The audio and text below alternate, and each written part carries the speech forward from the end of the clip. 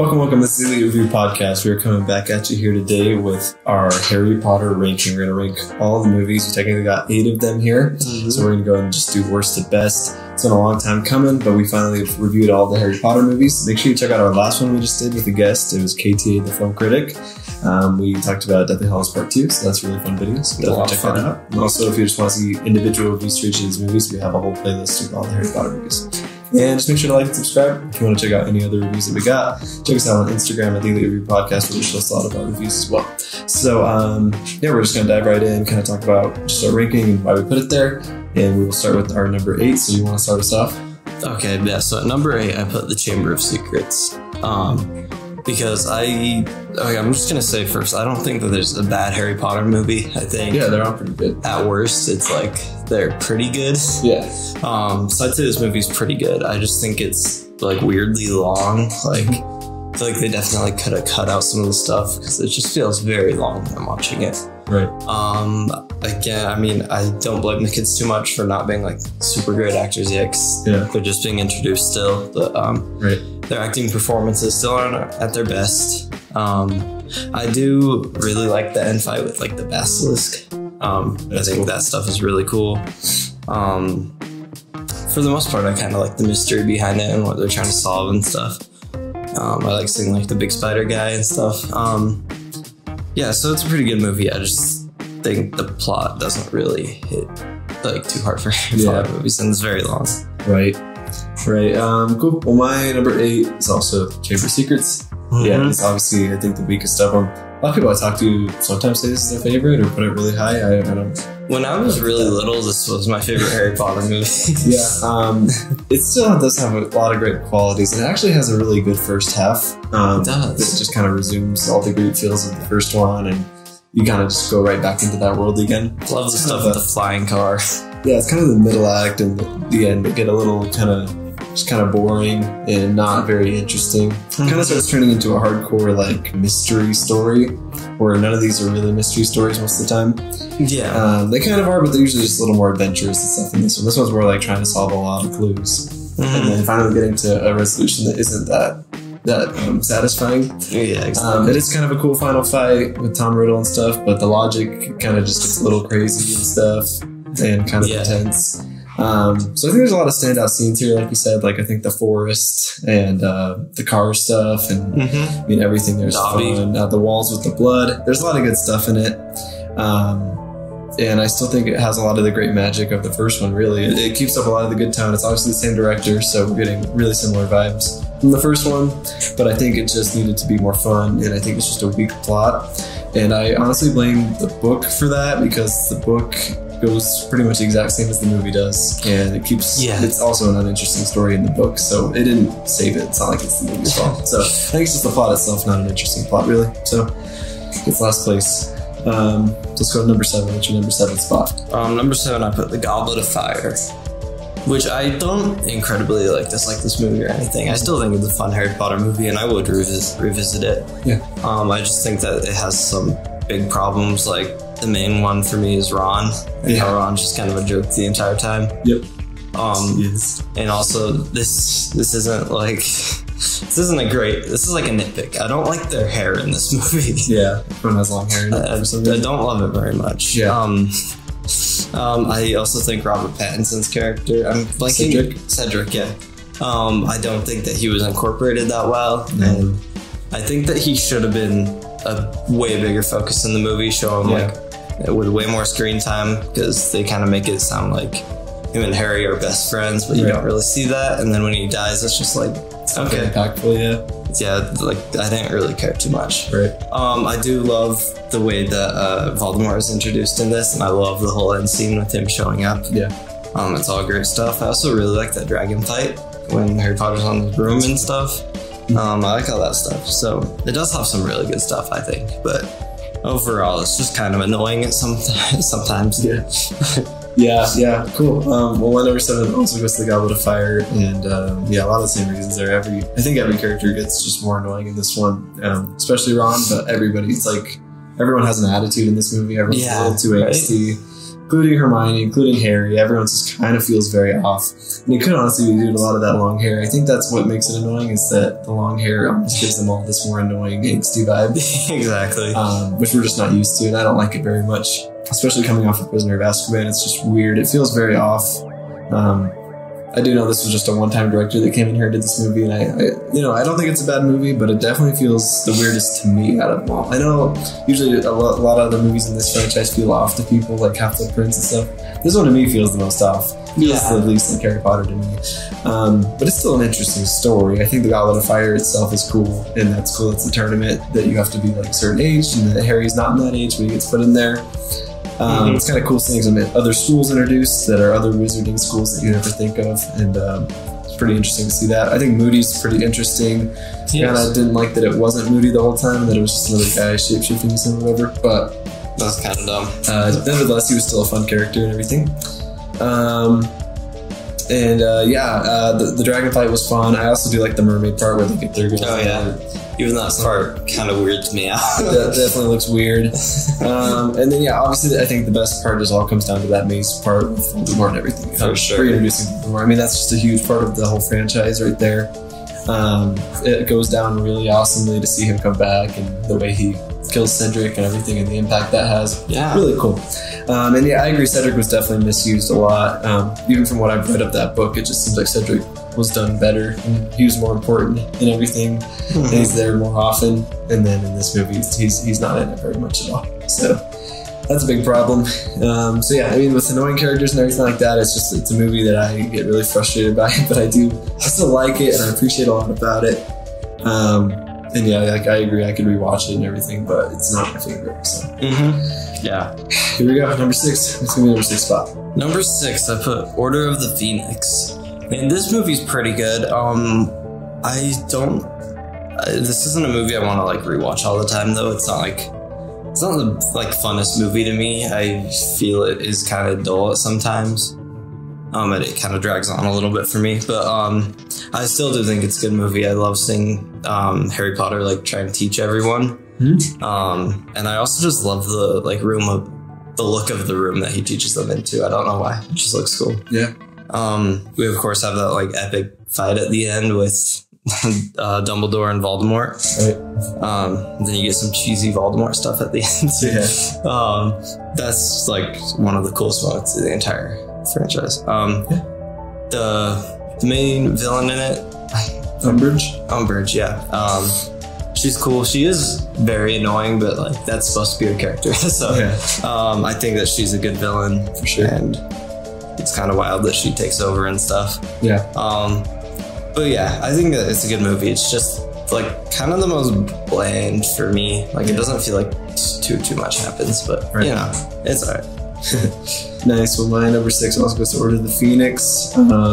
It's crazy though, because I really enjoyed this movie like a lot. Actually, I always have fun every time I watch it. Like I never get tired of it or anything, but I can't defend it that much either, because it's true, the plot doesn't go anywhere really. It spends a lot of time just at the school kind of having fun and hijinks, and Harry having to kind of train an army. So it's like when you go from Goblet of Fire, reintroducing Voldemort, to just a movie that goes kind of right back to fun Hogwarts things, it feels a little weird. Until we obviously get to the end, the last about 30 minutes, we get into kind of a solid battle and everything. It's really cool. And I really do love that battle. I mean, I love Sirius and everybody coming to help, and the death of Sirius always hits me a little bit. Yeah.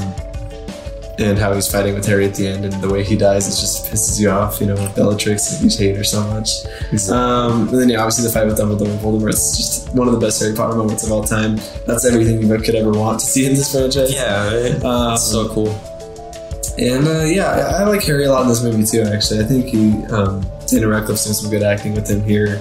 But obviously not much with Ron and Hermione, but I think Harry does a good job here, and it's cool to see him trying to take the role of kind of leading and everything, and he doesn't want to do that at first. He feels like he can't turn anybody, and then Umbridge is a great villain too. I think she's great at being super annoying. She does piss you off so easily. So it's fun. It's like a fun movie, but it's not a great plot either, but I still have more fun with it than the other two. So here we go. We're in the top 5. What's going to be your number 5th spot?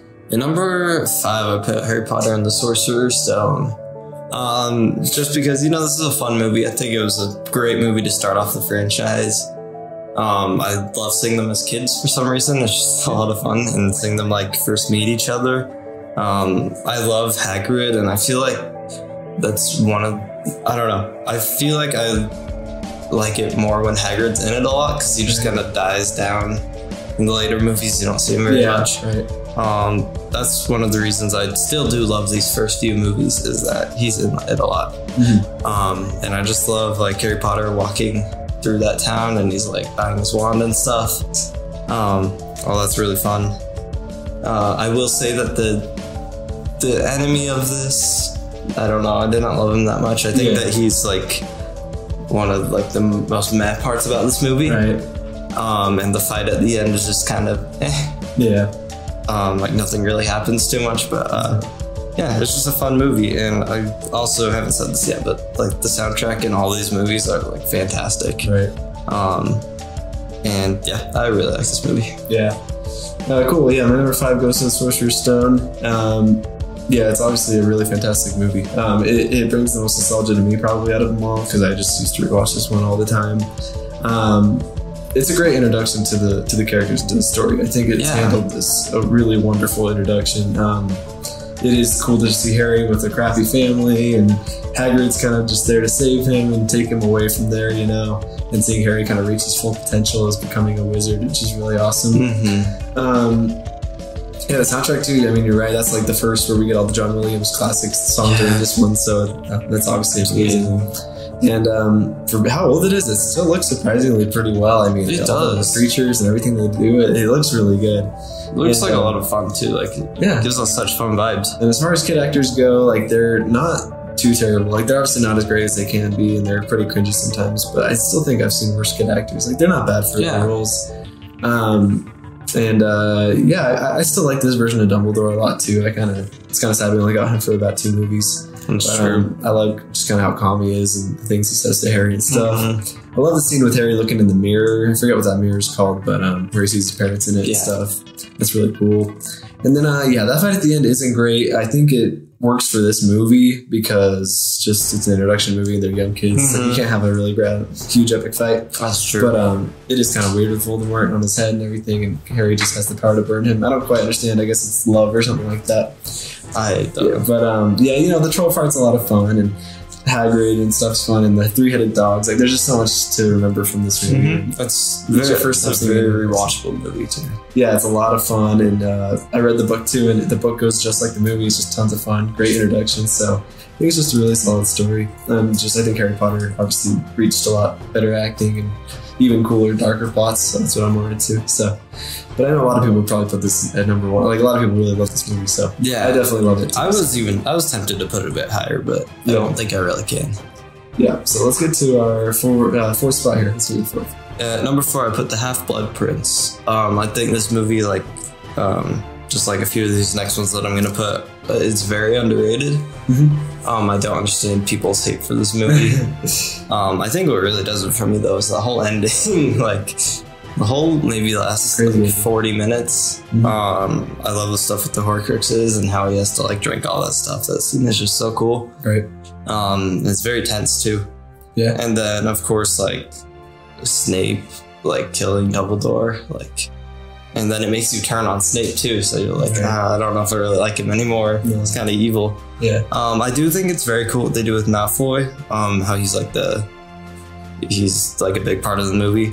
I do think it's a little bit weird coming off of like the last few movies when he's like not really in it at all, and all of a sudden he's like one of the main plots of it. I think that's a little bit weird, but I do really like it. I like that he's in this one a lot.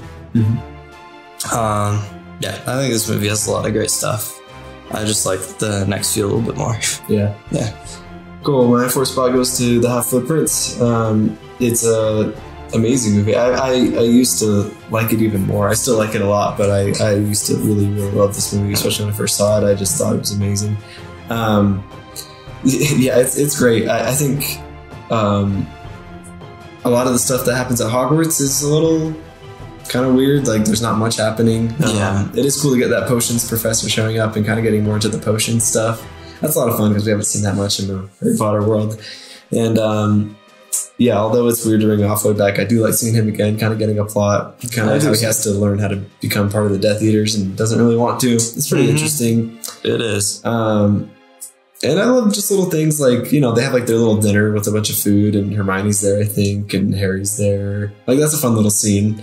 Little things like that just happen in this movie. Ron taking that love potion and all that. That was a lot of fun. There's a lot of weird Ron and Hermione stuff in this where Ron just kind of acts like a dweeb again. But he's not like Goblet of Fire, so that's good. But he's still a little bit of a dweeb in this movie. He is. And then the brightness is a little too dark. It's hard to see in this movie what's going on. It is. And I feel like that's kind of like after this movie, it's just kind of like that. Yeah, right. But yeah, this one, they just need to up the brightness a little bit.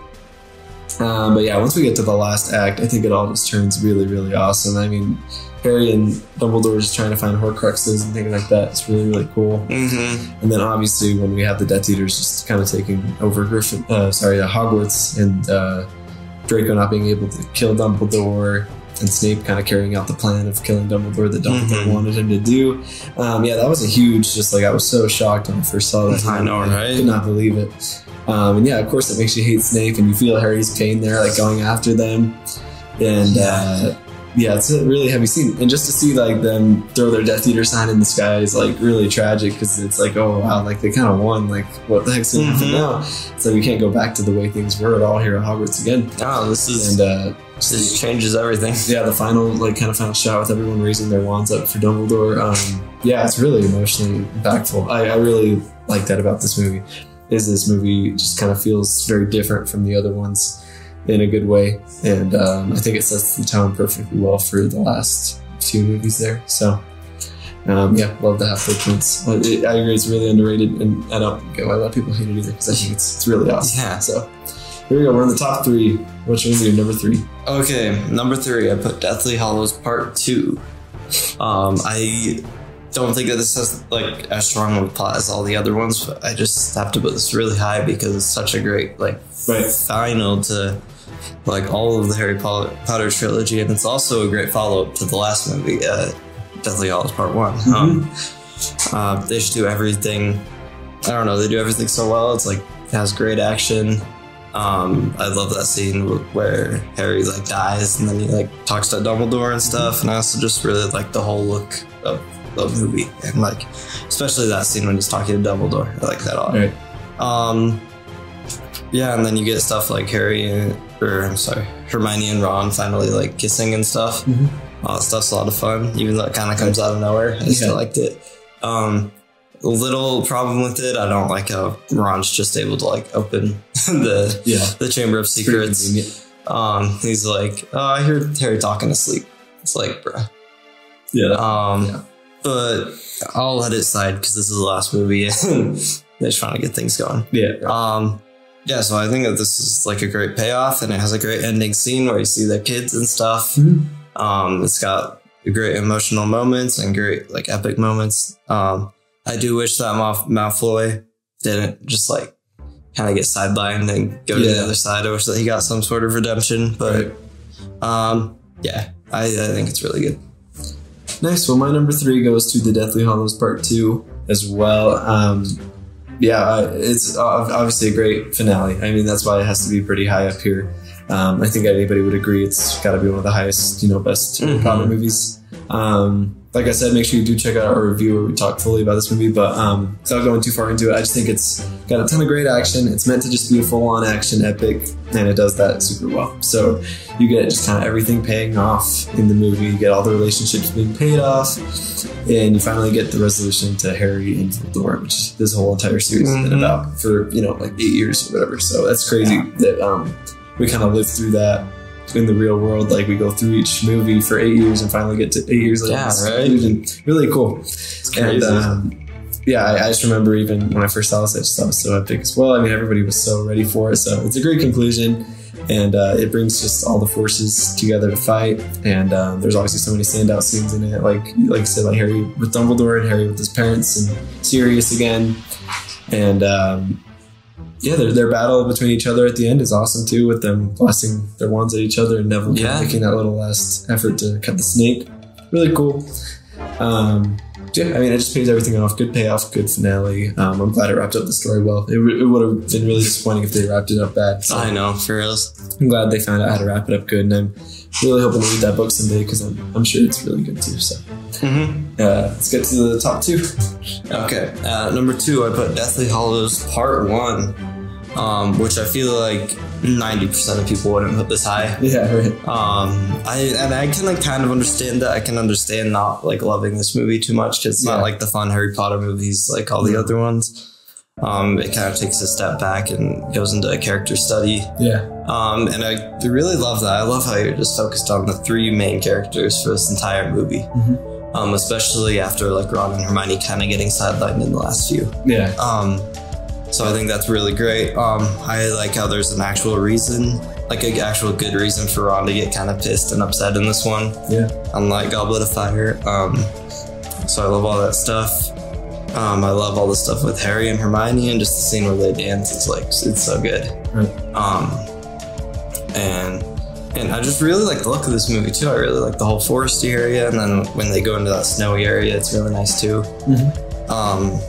And when it does action, it has good action. It has its emotional moments, like at the end when Dobby dies. Yeah. Which it sucks to watch for me. Yeah, I think this movie's pretty perfect, honestly. I like it a lot. And I think it's just like a great setup for the next one.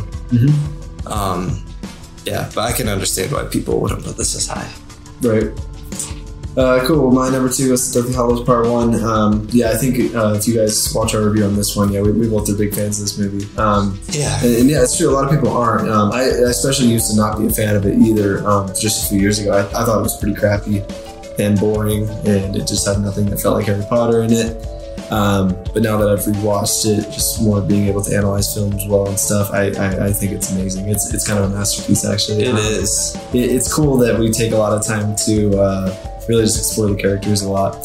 And it also does have a first act that is a lot of fun still. Like it is, yeah. It's dark. Like we're obviously starting things off in this journey of like, oh, you know, these 3 are going to take on Voldemort and the army, and we're going to see what happens. And Hermione's like says bye to her parents in a way, but not really. And Harry and Ron meet up. You know, they all meet up and they have that fun part with the Ministry where they're dressing up as the other people and to get that information.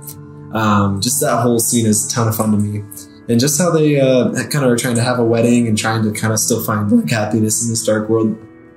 And how the wedding obviously doesn't go well because they can't really enjoy these things. Like they're on the hunt. And it's also really fun to just see that broomstick part at the beginning, you know, where they're all just flying through and stuff. That's all a ton of fun. So yeah, it has a great first act that has a lot of fun in it. And I love the stakes just once the wedding gets crashed and they kind of are in that diner and they get attacked, and we kind of just see like, oh, this is some really serious stuff now. Yeah. And then it just leads to a great character study after that. You know, we just spend a lot of time with them and they get to bond with each other. And I think this is probably the height of their acting right here. Because we don't get to see much of that in the next movie because it's just meant to pay off everything to be action. But this one's like kind of the height of their relationships, and I think it pays off kind of their relationships with each other. Yeah. By the end. And it's really not a bad plot, you know, just like trying to find these Horcruxes. Obviously, it's like not pushing the plot that, you know, it's not really pushing it forward too much, but it's cool to stay in this place, and I think they did it really well. And their acting is just off the charts in this movie, all 3 of them. That's amazing. Doing really good here. So, yeah, this one's definitely underrated. It should not be so hated. But yeah, I mean, if you're just here for a good Harry Potter time, it's probably not going to be anyone's favorite. So. But I feel like if you like film and you like a lot of things that happen with just characters and plot and stuff, I think it's really, really good. So, well, obviously number 1's going to be Prisoner of Azkaban. So yeah, why do you like Prisoner of Azkaban? Man, Prisoner of Azkaban. I think this is even just like the funnest Harry Potter movie for me. I think I've watched this like tons, and I also I love how it introduces like the dark side of Harry Potter too. Like it introduces the Dementors and stuff.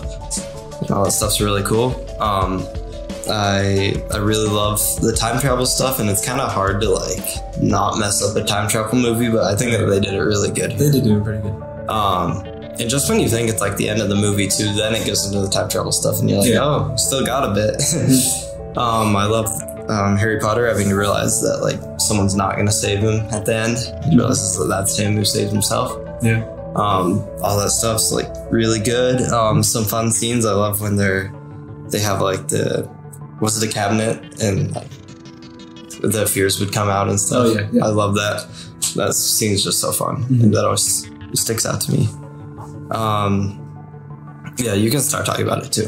Yeah, I mean, it's what I think it does the best is it's kind of like the perfect age and gap between like kind of their fun, youthful childness and kind of teenage. Like it's like a preteen movie, and it's like once we get to Goblet of Fire, they're teens, and that's kind of annoying when you finally start getting into teens. But just kind of sitting in that little preteen area where they're kind of mature enough to do some really fun, good acting, but also keep up the fun with when they're kind of more children.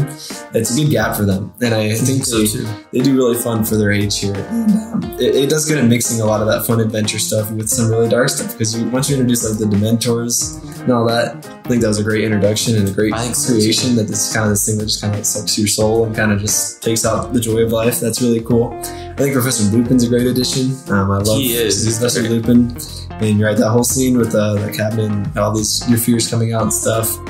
And even just little moments, you know, like where they're trying to go to, I forget what it's called, but you know, it's like Ron and Hermione get to go there and Harry doesn't get a permission slip and stuff. And he gets the Marauders map. That's another fun, really fun thing to see, like footsteps all around the castle and stuff. And that was I think they start introducing the Lumos spell, which is like kind of the light on the wall, which is just cool to see. Oh yeah, because we haven't seen that before, you know. And it's a great kind of final part too, because it's like we kind of get the final battle before even the last like 20 minutes. Like we still have like 20 or 30 minutes left before we actually wrap up the movie.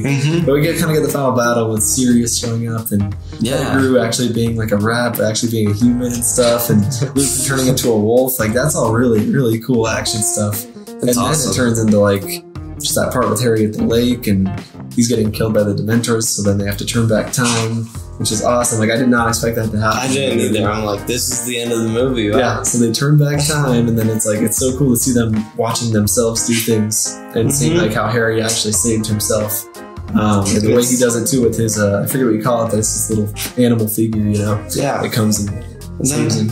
When you rewatch the movie too, and you see those scenes, you like before the time travel stuff happens, you can see like you see what's happening. Yeah, you see what's happening. It's genius. It's really cool. And and then just little moments too, like Harry and Hagrid, you know, when Harry has to ride that hippogriff or whatever. It's really cool, and seeing Malfoy just being stupid and getting clawed by it and stuff, and Hermione punching him. Like you get all those little satisfying moments. I also think this is really like the last like fun Malfoy movie too. Right. Where he's like actually in it. Yeah, so it just has such a fun rewatching. You know, it's just so rewatchable. It is. It's just so good, and it is a mix of dark, but also a lot of fun. And it introduces just a lot of classic things in it too.